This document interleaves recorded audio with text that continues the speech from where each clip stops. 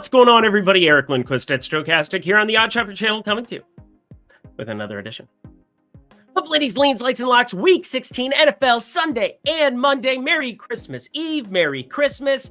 Hit that like button, subscribe button, notification bell. Goes a long way for me on this video, goes a long way for you. That way you become a prize whenever great content is going live here at our little neck of the YouTube woods. Normally I'd put on a Christmas sweater or an elf hat, but you know what?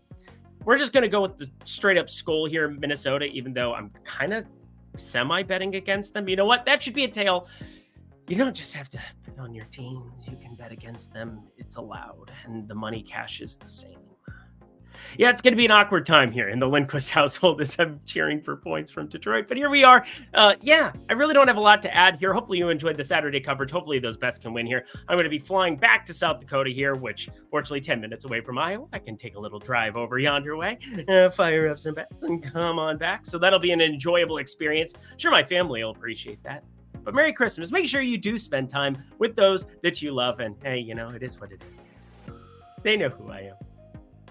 Anyway, Odd Shopper, you can sign up for that down below using promo code GIFT, getting yourself 33% off. I'll talk about that later. We got BetMGM. They're the sponsor here of this program. But on today's program, we're going to cover everything. It's a Christmas miracle. We're going to cover Sunday. We're going to cover Monday. Yeah, Monday practice reports. We're going to be looking at Saturday. That's going to be the last day of practice for them here. I'm coming to you Friday night recording this. Normally when I would be recording my NBA stuff, but I don't do NBA on Saturday, so might have to sign up for the premium Discord if you guys want to get that. But anyway, producer Jacob, he's here. He's excited. He is cheery-eyed, bushy-tailed, ready to rock. Producer Jacob, let's get to the picks. Let us begin. Fight. Cleveland taking on Houston in this spot. Joe Flacco is out of his mind.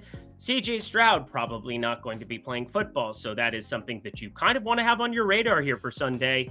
Still, concussion protocol. He did get really, really dinged up there, so he is out for this game, and, well, it's going to be more of Case Keenum, who ends up going out and winning a football game somehow, some way there in the great state of Tennessee, down in Nashville. Good stuff. I've still never been, which is really strange. You don't care about that. You care about NFL analysis. So let's do that. Cleveland, Joe Flacco. The guy has been absolutely absurd, averaging 313 yards through the air through these first couple games, 7 touchdowns, 5 interceptions. He does not give an F about what you think about him. He is going to chuck, and he is going to chuck often. He is going to go out there. He's going to do everything he can to just try to win the game through the air, mainly because without Nick Chubb, Jerome Ford, Kareem Hunt, this was always kind of a calculated risk, and it has been a successful one. He has ran the table here in a Cleveland Browns uniform. Won all, he lost to the Rams. What was that week? 13? Yeah.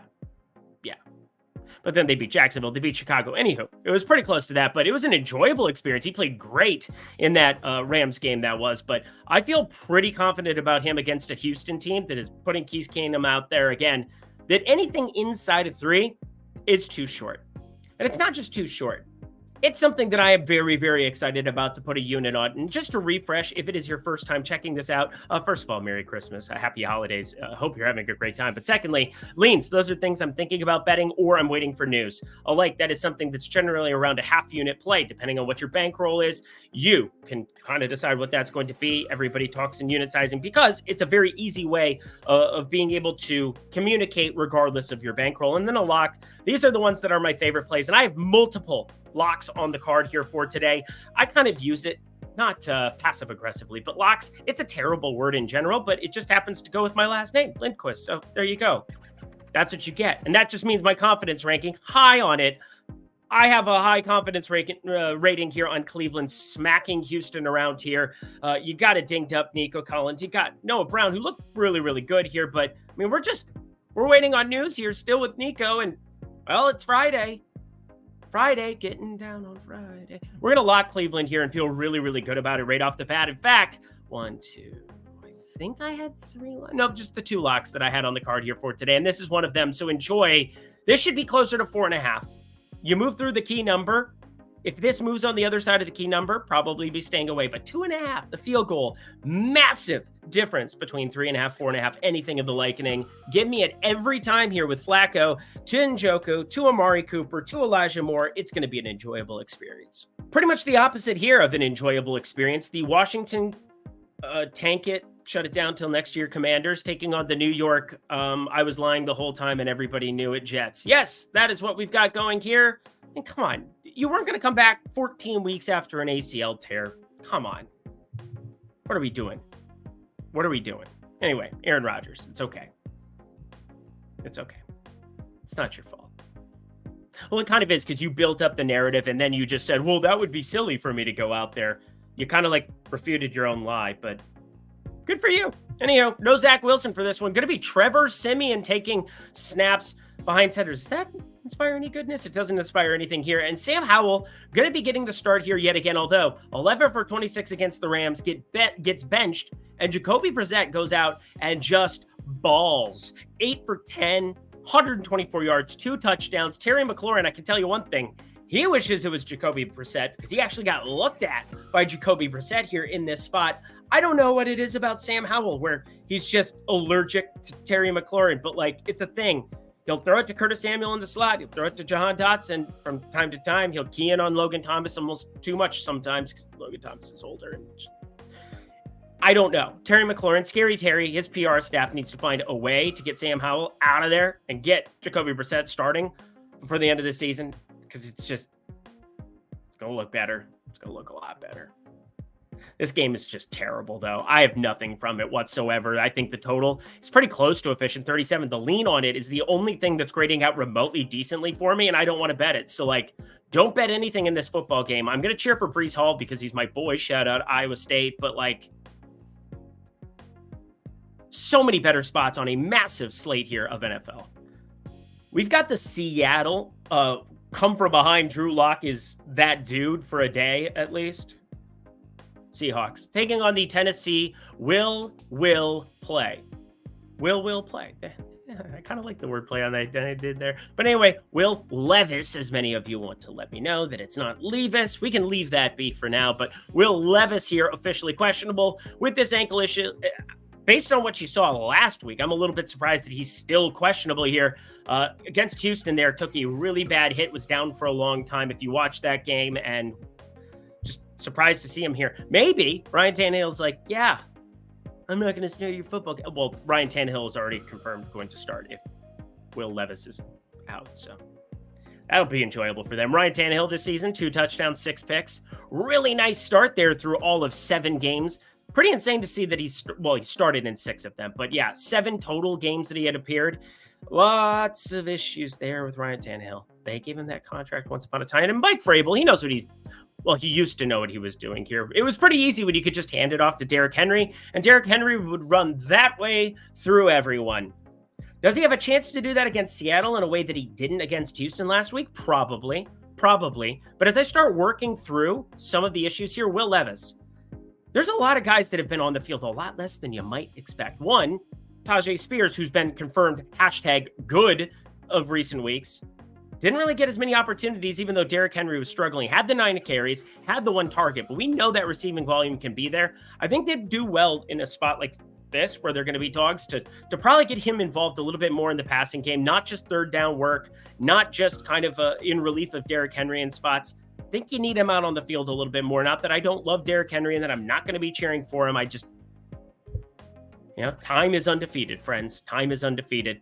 As for what I'm looking at from a prop perspective, it all comes down to what we end up seeing here on Will Levis. And Will Levis, if he's going to be out there, probably going to be pretty immobile out there. And that's a guy that's generally a freak athlete. He's built like a bodybuilder out there playing quarterback. But Treylon Burks sure isn't getting a lot of attention here. 28.5 receiving yards. Seems like a low number, but I would argue that it should be even lower. And I know that Chris Moore is a guy that isn't very good, but he's actually getting some looks here as opposed to Treylon Burks, who the most targets he's received in a game that Will Levis has shown up in this season is 3.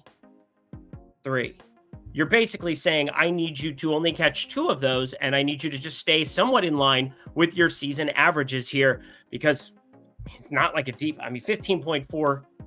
I need it to be a little bit shorter than that, that's for sure. But that's why you're getting this 28.5 number. And then if it's Ryan Tannehill probably just going to be handing the ball off a lot, dumping off to a guy like Tajay Spears. But Tajay Spears, over 24.5 rushing yards. Based on what we saw last week, everybody wants to point to the most attempts by a running back, most touches in a game without 15 yards from scrimmage. Wild fact, no doubt about it. But I'm looking at the over of Tajay Spears because I do think this is somebody, Mike Vrabel, he's smart enough. He'll figure it out. If he's not going to have a job. There's going to be a lot of coaching turnover here this season, that's for sure. But paying attention to the prop market here in Tennessee, want to react to the Levis news, mainly because Ryan Tannehill, he does have his favorites. Wasn't Hopkins to start off the season, though, so that would make me stay away a little bit from Treylon Burks. Oh my gosh, my favorite play of the week. Actually, it's not my favorite play of the week because that is actually Buffalo 12.5. It's moved to 13.5. Just saying, you got to get in early on a couple of these spots. But this is my favorite play of the week, and I don't think it's remotely close. The Indianapolis Colts, the Atlanta Falcons. And if you're an Arthur Smith truther, is there such thing as an Arthur Smith truther at this point? No? Cool. Great. He needs to get fired. That's for sure. But anyway, I'm looking at this Atlanta side. Bijan Robinson, how do you have any confidence in what he gets on a week in, week out basis? 8 total running back touches for a guy that you're spending top 10 pick equity on. That's a fireable offense. If you can't get on the same page as your GM, and it's definitely not performance related. Bijan Robinson has been really, really good in just about every single metric as you go down 4.6 yards per carry in the receiving game, 8 yards per reception. You're talking about one of the better elusiveness ratings. He doesn't break a ton of tackles, but he avoids the tackles. That is pretty useful. Great lateral quickness, good hands, was an absolute freak out of Texas. And why they are not utilizing him, why Arthur Smith specifically decides to give it off to Tyler Algier 14 times last week in a game that you lose 9-7, that is a fireable offense. But that's where we're not going to deal with him here. We're going to deal with the, I almost said the Atlanta Colts. That's not a place. That's not a thing. Well, it's a place and a thing, but it's the Indianapolis Colts here on the road. Zach Moss, questionable entering this football game. Jonathan Taylor, technically questionable. I don't know why, because the thumb issue sounds like it's all shored up. Now he doesn't have an injury designation coming in off of, well, the last injury report still has him as questionable, but it's going to be removed because he practiced in full all week, Wednesday, Thursday, Friday. If they practice Saturday, they're not going to. They're going to travel.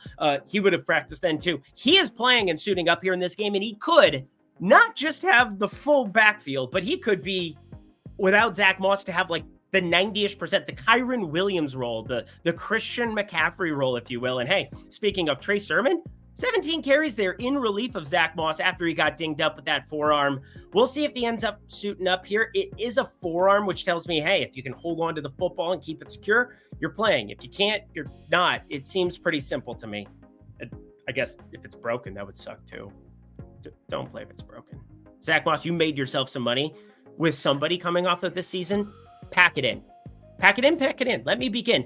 I can win in. I forgot the words. That's a sin. Here we go. Jonathan Taylor, friends. Anytime touchdown. This is the best play on the board. It's not remotely close. I know it's minus 145. I already fired it to the sun. Some of you are saying, oh, minus 145. Baseball, that was never a problem. Nobody had a problem with me firing up minus 145 in the baseball streets. So fire up the best touchdown play of the entire week. Jonathan Taylor could be out there 90% of the time. If he is ready to rock, and if he is, it's not a lower body injury. Trey Sermon is not going to steal carries from a guy, Jonathan Taylor, who just got paid in the middle of the season. It is absolutely going to be all of him against an Atlanta defense that is regressing every week. And also, it's led by Arthur Smith, who couldn't lead anybody at the moment. A dog on a leash, if you will. Well, I guess it would depend what dog. Jonathan Taylor, touchdown, minus 145. Lock it in. That's at FanDuel Sportsbook. Let's frickin' go. Best play of the week. I have a couple of anytime. I'm happy because last week it sucked in terms of some of my favorite plays. The ones that I like to analyze the most are the anytime touchdown market. Now, there are inefficiencies from time to time. Again, Jonathan Taylor should be closer to minus 200 if Zach Moss is out. Probably minus 175 if Zach Moss is there. Again, it's a very interesting balance here. But I'm very confused here. Green Bay, minus 5 here. Going into Carolina, 36.5 total. So obviously it's not a high implied total here for the Green Bay side, but Aaron Jones could be looking at a massive role here coming off of a week where I didn't know what to make of week 15. They had the kitty gloves on coming in. It ended up being a wonky game where Baker Mayfield just tore up that you-know-what. Aaron Jones, man, he still played a lot. 13 carries, 4 targets, was on the field a bunch. Pay attention to A.J. Dillon. This is another piece of running back news that could really swing the way of Aaron Jones here yet again. And the number is kind of baked in for A.J. Dillon to be there. Now, I'm not saying that there isn't another running back that they can have come out there. Patrick Taylor, we saw him get utilized a little bit in the passing game there. Kenyon Drake is on the practice squad, so if he gets called up yet again, he did get activated for that week 15 appearance there in Lambeau Field. But on the road in Carolina, I think Aaron Jones has a really good chance against this Carolina team to do a lot of good things. I'll at least briefly talk on Carolina because Adam Thielen has regressed to a crazy spot. I mean, the fact that he only has 870 yards, that he started off the season at a blazing, ridiculous pace, and now we're wondering if he's even going to hit the 1,000-yard mark here with a couple weeks. Yeah, I mean, they fired off Frank Reich. They fired... play calling dude is handed over. They've just been a mess. And Carolina, they have no reason to go out and try to tank in any way, shape, or form. They don't have their first round pick next season, so they're going to play straight up. We saw them play straight up last week in their lovely 9-7 win victory against the Atlanta Falcons. What a time to be alive. But Chuba Hubbard, at least nice to see him getting all of the work. 25, 23, 22 carries the last three. I'm going to be paying attention to his marketplace, but they look pretty efficient to me right now. We'll see if anything changes as we get closer to kickoff. But looking at the Green Bay side, Aaron Jones, you are looking at Jaden Reed, questionable. Christian Watson, doubtful. And then, Dontavian Wicks could end up being somebody that I back in an anytime touchdown market if I'm able to react to right when those inactives drop at 11:30 p.m. Eastern time, 8:30 p.m. Pacific time, even though I will be in the Central time and driving across the border to Iowa. See you guys there. If you're in Sioux Falls, South Dakota, come kick it with me. Come get a iced coffee or some shit. I'm sure we have iced coffee that isn't just Starbucks. King's Head. Is that what it's called? Queen City Coffee. I haven't been home in a while. We're looking at Green Bay. Aaron Jones, friends. Anytime touchdown, plus 165 at FanDuel Sportsbook. A lot of these numbers, bestly available at FanDuel Sportsbook. Makes it kind of easy. This is also very, very easy. Signing up at BetMGM. And hey, if you're traveling, if you're going to a legal state, if you're going to a non-legal state, wherever you're going here for the holidays, first of all, travel safely, enjoy yourself. But also, if you're traveling to a legal state, what a time to be alive to sign up and get all of these sportsbook promotions and be able to fire it up on football on Saturday, on Sunday, on Monday. Whenever you're listening to this, friends, you have an opportunity to garner a ton of great free stuff here from the books. And hey, this one, you're getting $1,500 in bonus bets. So not necessarily free. You're firing up your bets. You deposit $10 or more, and you're going to get a bonus bet allotment back if it doesn't hit right out of the get-go. That is an awesome deal. But then you're also getting 2 months of Odd Shopper tools plus Discord access, $100 value. So 2 months of Odd Shopper tools plus access, something that would be $100 normally, you're getting by depositing $10 or more over at BetMGM.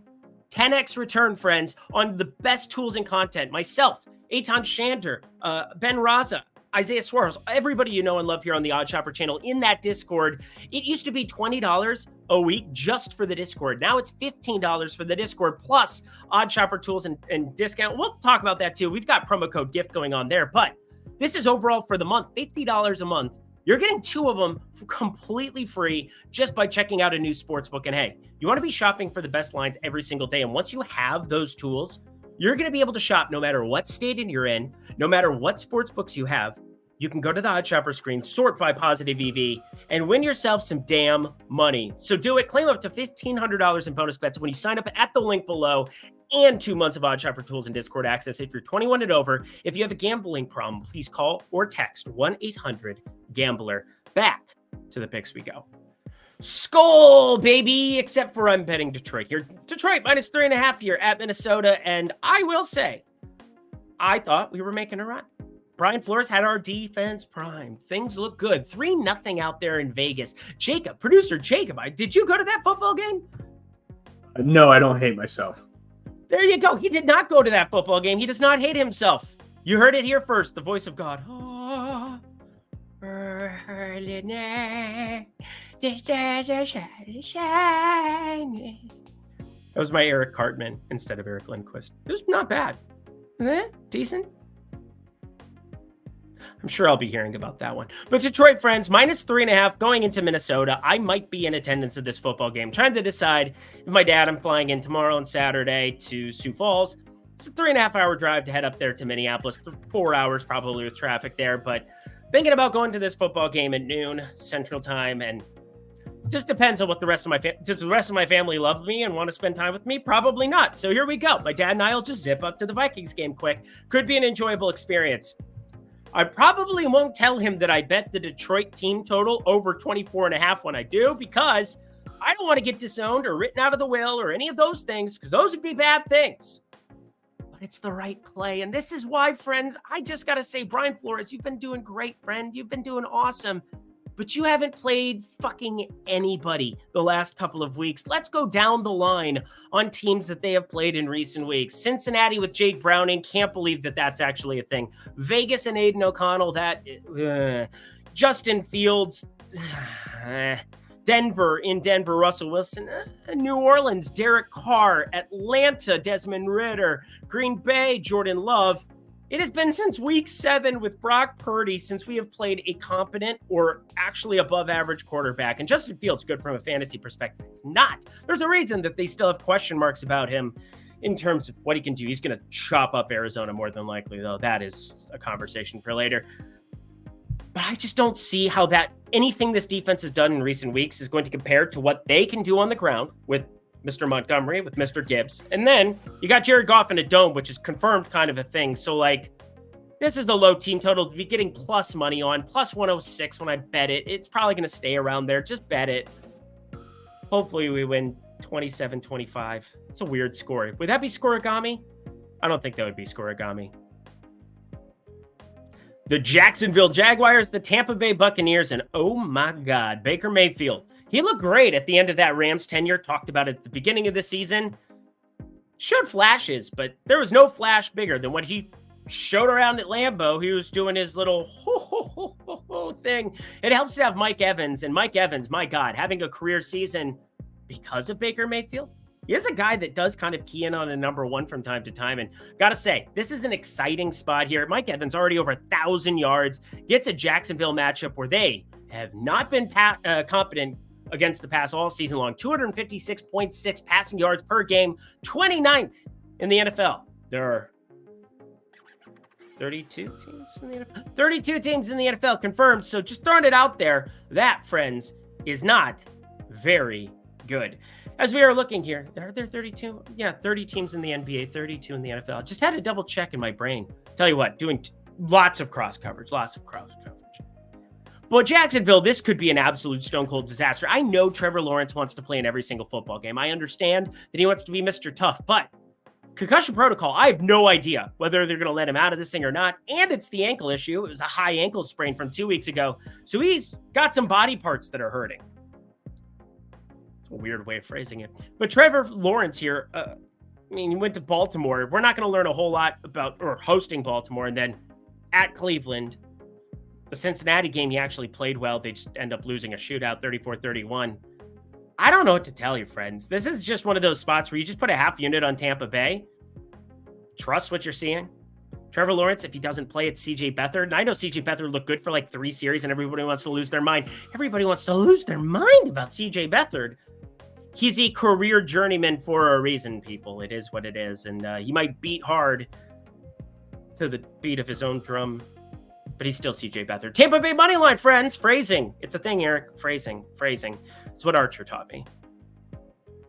Oh, I want to pull the trigger on this so badly, but I just can't do it. You just can't do it, can you? Yeah, I'm a spineless coward. It's fine. Arizona Cardinals taking on the Chicago Bears here in Soldier Field, taking them on in the revamped Soldier Field, whatever. We are looking at Kyler Murray playing for a long-term job here. I mean, he's got the money already. He's got a contract there, but just do they want him to play there? Do they want to dip their toes into the draft? I think Kyler's shown enough where he's a functional quarterback. Maybe, I'm just going to throw this out. Maybe Marquise Brown. I know that they have rapport. I know that the Oklahoma connection, yada, yada.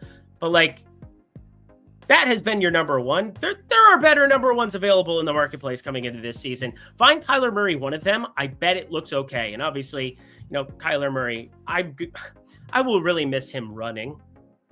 Watching him run is truly a treat. It's like I've always enjoyed it. Kyler Murray, he tries very hard at Call of Duty. Anyway, Chicago, friends, we're looking at the Bears side of things. Justin Fields, he gets an Arizona matchup. Yeah, they've done well against wide receivers. You know who they have not done well against this entire season? Tight frickin' ends. This, friends, is going to be a smash more than likely. And I know that also Chicago, they've given up the fewest yards on the ground this season by a team. That's kind of wild. So James Conner neutralizes him a little bit. Not a lot, baby girl, just a little bit. But we'll head to the field in a little bit. You can see how I live in a little bit. When I look at Justin Fields and his opportunity on the other side of this one with DJ Moore, yeah, key in on that guy that is always open. And Darnell Mooney can't catch balls, even though he's a wide receiver. It's his literal job to catch footballs. He's on the ground. Chicago would be pushing for a playoff spot in the NFC if he could just hold on to that ball and do his job. I'm happy about it, though. I'm in the NFC North. I would like them to. Actually, I don't know, because those two number ones, Carolinas is going to look really, really good. I'd like them to just keep screwing this up and then not do anything in the playoffs. That'd be lots of fun. And hey, Robert Tonyan, former Packer, now Bear, he had the drop there that made Justin Fields. Justin Fields could have had a ridiculous stat line last week. And I started playing Sims with this game where I was just kind of like, you know what? I'm going to run it where it's a little bit perfect. Well, I mean, it's basically playing football in a bubble, just a cold bubble here. A cold snow globe that nobody shook, if you will, for this football game. But I keep landing on the same number, 42 to 45, 42 to 44, 42 to like the range of the two games, that is, not the actual score, because then we would obviously be jamming the over. But I like the over. I'm just not in love with it. I think the Bears can do just enough. Obviously, adding Montez Sweat matters big time. I think they can do just enough to slow down Connor in the running game. And then the Bears, they're three-headed monster. But, I mean, Deonta Foreman, Khalil Herbert, Roshan Johnson, they can't make up their mind what they want to do and what their identity is going to be. It should just be let Justin Fields do all the running and let him do it impromptu, have some designed QB runs, have him sit there and just key in on DJ Moore a million times, and then Cole Kmet when he's open. But I don't trust either of these coaching staffs to do the right things to be successful in this spot. So I'm just going to lean the over of 43, even though this is one I really, really, really want to bet because I see points coming. I definitely project points from a fantasy perspective because of the wheels here for Justin Fields, but I just can't get behind it from a betting perspective. Think it's closer to efficient than what it might be tended to believe. And I know a lot of people are on the over of this game. Think I'm going to be staying away, sadly. We head to Dallas and Miami here next. And friends, the narrative for both of these teams sitting at 10-4 in their respective conferences. They can't be good teams. Well, they're both 9-5 against the spread. So for our purposes, which is called betting, they've been #useful. You know what's not useful is when you lock an absolute slam dunk guarantee and you parlay it with a bunch of stuff. Tyreek Hill gets hurt. That was 2 weeks ago with the Tyreek Hill receiving props. And I want redemption.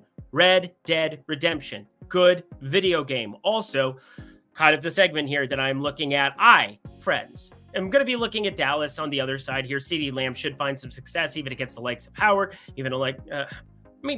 Miami's defense on paper looks pretty damn good. Chubb, he's pretty good at that whole thing. Dallas looks really good too. And yet this total is berserk because both offenses are juggernauts when playing terrible teams, really bad teams.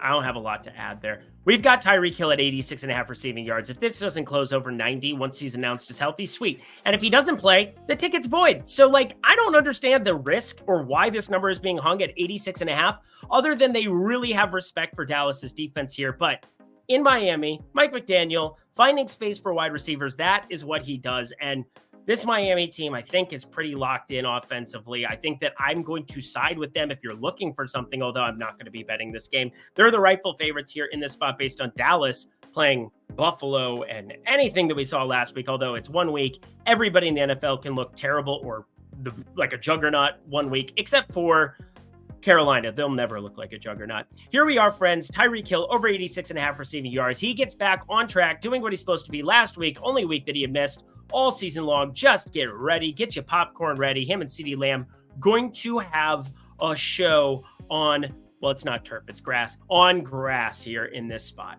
I feel disturbed that this is where I am here, but Denver opens at 5.5-point favorites, and this line is now moved north of that +7. And I almost pulled the trigger at +7, and I said, nah, I think this hook could come along for the ride, and surely it did. Am I probably going to regret this later? Of course I am. This is not your kids' New England Patriots. This is not your grandfather's New England Patriots, is what I was going to say. Your kids.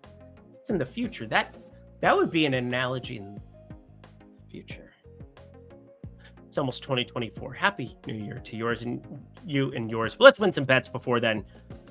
Oh yeah, we need to win some bets before then for tax purposes. But anyway, New England plus 7.5. This is too many points to be getting here against a Denver team that has been confident. Obviously, we've backed them in some of these spots. I wish we had backed them against Buffalo there, although Buffalo, they've been one of those teams that have been sneaky for us all year long. But as you start looking, the Sean Payton has looked smarter and smarter as the weeks have progressed. And since that absolute shellacking that they took in Miami, this has been a playoff-bound football team, at least from the defensive side of the ball. Now, they're 7-7. They're going to need some breaks to go their way, and Kansas City started to right the ship there in that AFC West Chargers. If you bet them to miss the playoffs again, you're just raking money every single season. But strength of schedule play, New England, 5th in the entire NFL. They've had a mistake here, a mistake there that have really changed the complexion of football games. Now, Bailey Zappi last week, I don't know what he's doing on that short crossing route, ends up just throwing it into double coverage, easy interception, flipped the entire script of that game because New England was competitive up until that point. And then, Kansas City just held on to things, and Kadarius Toney tried to screw it all up like he always does. But this is one of those spots where I think New England, now that it's just 100% Ezekiel Elliott out on the field, which, it's going to be a ton of him yet again here, and you're looking at a Denver side that Javonte Williams, I want him to get unleashed. I want him to, but, they went out of their way to go get Samaje Perine, involve him here in this offense, and yeah, there's just a lot of reasons that I think you should be getting the plus 7.5 here. The Patriots, does it suck to have Peppers and Tavai and Brown and all of these guys questionable? A lot of defensive injuries that can definitely work against them there, and nothing really on the Broncos side? No. But it feels like that's sort of priced in here. And if any of these guys, specifically Tavai, Brown, both of them questionable, two of the, one's a tackle, one of the best tackles in the NFL. And then Tavai, he's one of the best linebackers in the NFL there on the New England side. We got to be paying attention to news here, but things can still break your way here. And this line is already leaped from 5.5 north of a key number. I think it's too high. It's going to be a gross sweat. Oh, what am I doing? New England plus 7.5 half unit. Here's what I definitely am doing though, friends. Odd Shopper, take advantage of this promotion going right now. Promo code GIFT. Now, obviously I get the tools free. I work here, but I got to tell you from experience, they're wonderful. The positive EV tool and the work our data team has done to unveil that thing and to have it be profitable within the first couple of months of its inception is remarkable. And it's every single sport. It's not just the MLB where it absolutely smashed, but in the NFL streets, this thing is extremely positive value just by taking the top plays in terms of OS rating, plugging them in to your sportsbooks, finding the best odds every single day, and making more money. Hey, and if you're in a non-legal betting state and listening to this program, you have fantasy optimizers for Prize Picks, for Underdog, for a ton of great spots. You can utilize those to help you with your prop decisions and your projection decisions over there. And then to round it all off, you get also the Parlay Builder, which is an incredible piece for all of you trying to put together those parlays that I see online all the time. Now,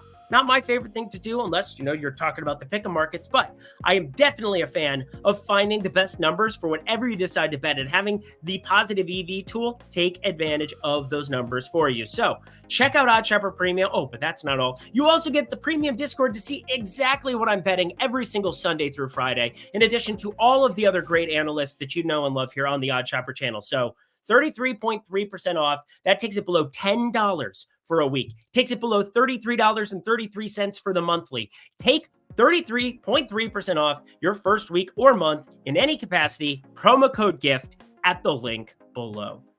Hey, good intersection here. We're talking Christmas. Let's talk Monday, friends. It's a Merry, Merry Christmas if you're a Kansas City Chief, because you are 10-point favorites taking on the Vegas Raiders here in this spot. And yes, this kicks off our Monday coverage. I thought I would give you a little bit of a Christmas present and talk through these 3 games here on Monday. So smash the like button if you haven't already. And if not for me, for the hardest working producer in the game, Jacob, my guy, we appreciate you. But we are going to talk Raiders here first. Josh Jacobs sounds like he's going to be playing football here on Monday, which I didn't see coming necessarily. Thought that they could start to, they don't have to completely pack it in here. they're 6-8. Suppose you could run the table, go 9-8 and see where that lands you. But these are some tough games that Vegas has laying before them here. That's for sure. They're 7-6 against the spread, so they've done decently well. 7-6-1, that is, against the spread, as are the Chiefs here in this spot. But as I've started breaking this down, it's Aiden O'Connell versus Patrick Mahomes. And say what you want, Patrick Mahomes, he hasn't been as good. His PFF grade is still 90.3. It's the second highest in the entire NFL. He has a clean passer rating of 108.3. His big-time throw rating is still north of 3.5, and I love everything about his ability here. He's actually the number one ranked quarterback here now, which is cool. That makes sense. He's pretty good, guys. He's pretty good. But yeah, if somehow, some way the Raiders can come out and win this football game, they do have the Colts. They do have the Broncos, 2 semi-winnable games. The look-ahead line here that I have for it is Colts +3. There's no look-ahead line that they have available here for the Broncos one yet. I have that as +2.5 there for the Raiders. They'll be small dogs there at home against Denver, especially if Denver is still looking to win football games themselves. But anyway, Kansas City, this opened at 11 and it's moved to point, which is a little bit surprising to me, but that's not what I'm worried about.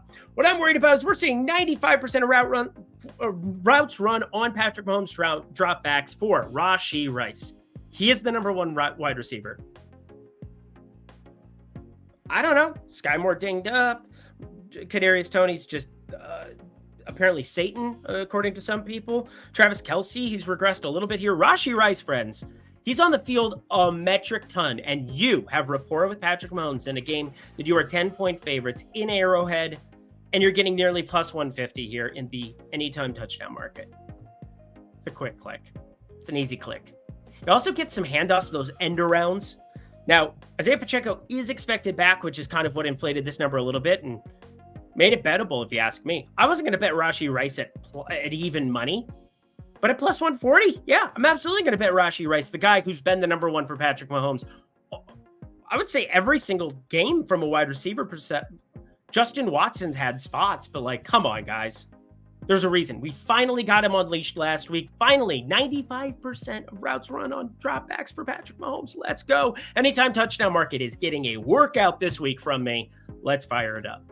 Oh, man, this is gross. Now, this opened at 11. I got in at 12. It ended up to 13.5. This is kind of what I thought the Buffalo line would do quicker. And, well, it's kind of the identical spot in some capacity, but just bet it. Philadelphia coming off of 3 losses in a row. This Tommy DeVito stuff it's gone too far. This is in Philly. They throw snowballs at Santa in Philly. You think they're amped up for this football game? They're going to be amped up for this football game, friends. Tommy DeVito, this is going to be a problem. This is going to be a problem for Tommy DeVito.